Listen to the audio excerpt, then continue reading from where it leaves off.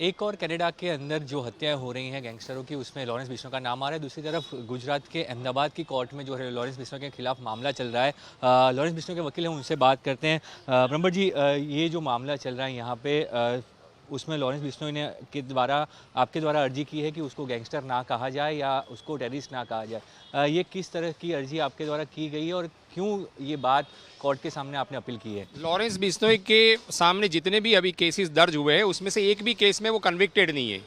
उसने अपने हाथ से में चाकू लेके किसी बंदे पे अटैक किया हो या उसने किसी को गोली मारी हो, ऐसा उसके ऊपर कोई एलिगेशंस नहीं है। वो बंदा 11 साल से स्टूडेंट यूनियन का जब लीडर था तब से लड़ रहा है, तब से वो सेंट्रल जेल में है और आज दिन तक उसे बाहर भी नहीं निकलने दिया है। उसके सामने जो भी केसेस दर्ज किए गए, उसने चार्जशीट फाइल करने के बाद भी कोई केसेस चले नहीं है। तो ये इंडियन सिस्टम जो है, हमारी जुडिशियल सिस्टम, उसके पर भी कहीं कहीं एक प्रश्नार्थ हो रहा है कि भी ऐसा क्यों हो रहा है।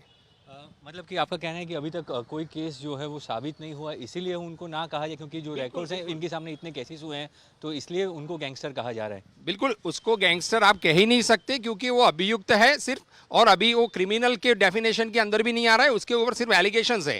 वो एलिगेशंस को जब तक सिद्ध नहीं किया जा सकता तब आप इसके लिए कोई भी ऐसे शब्दों का प्रयोग नहीं कर सकते। ये इसकी जो अपना खुद का जो मान सम्मान है उसको ये ठेस पहुंचाने जैसी बात है। क्या उसमें सरकार की तरफ से कोई जवाब आया है, या जो कोर्ट है उसमें कोई जवाब दाखिल हुआ सरकार की तरफ से या पुलिस की तरफ से, कुछ कहा गया इसके बारे में?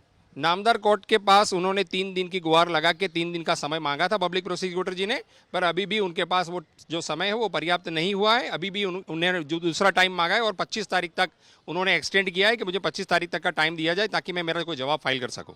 कल कनाडा में गैंगस्टर सुखा दून की हत्या हुई, जिसमें भी एक फेसबुक पोस्ट वायरल हुई कि लॉरेंस बिश्नोई की गैंग ने इसका जो है वो जिम्मेदारी ली है कि उनके द्वारा जो है ये हत्या की गई है, हत्या की जिम्मेदारी वो लेते हैं। इसमें क्या तथ्य है, क्योंकि आप लॉरेंस बिश्नोई के वकील हैं, क्या ये मामला आपके सामने आया है? आपने क्या इसमें सही चीज़ पाई है, क्या गलत पाया?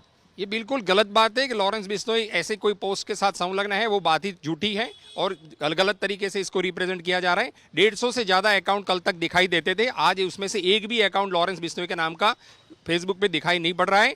और जब जेल सत्ता वाले जेल अथॉरिटी की रिस्पॉन्सिबिलिटी में आता है कि उनको आके एक ऑफिशियल स्टेटमेंट मीडिया के सामने बाकायदा एक प्रेस कॉन्फ्रेंस करके करना चाहिए, नहीं तो ये जिम्मेदारी उनके सिर पे जा रही है और इनके ही कस्टडी के अंदर यदि कोई ऐसा कार्य हो रहा है तो उनके लिए वो ही जिम्मेदार है।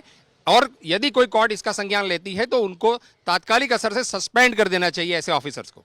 मतलब कि आपका कहना है कि जो पोस्ट थी वो पोस्ट झूठी है, वो उसका लॉरेंस बिश्नोई को लेना देना नहीं है? बिल्कुल झूठी और बनावटी पोस्ट है। ऐसी पोस्ट तो आप किसी भी जगह बना सकते हैं। तो 800 रुपये में फेसबुक के अंदर ब्लू टिक भी बिक रही है। कोई भी आदमी किसी का भी अकाउंट बना के आपके खिलाफ भी कोई कार्रवाई हो सकती है। धन्यवाद हमसे बात करने के लिए। तो ये थे लॉरेंस बिश्नोई के वकील, जिन्होंने साफ तौर पे कहा कि जो टैग हटाने की बात की गई है, वो जो बात है वो उसके मामले में अभी भी सरकार की तरफ से, प्रोसिक्यूशन की तरफ से कोई जवाब नहीं आया। और दूसरी बात, जो हत्या कनाडा में हो रही है उसमें लॉरेंस बिश्नोई का हाथ होने की बात भी जो है, जो फेसबुक अकाउंट के जो क्लेम है वो भी जो वकील हैं वो झूठे बता रहे हैं।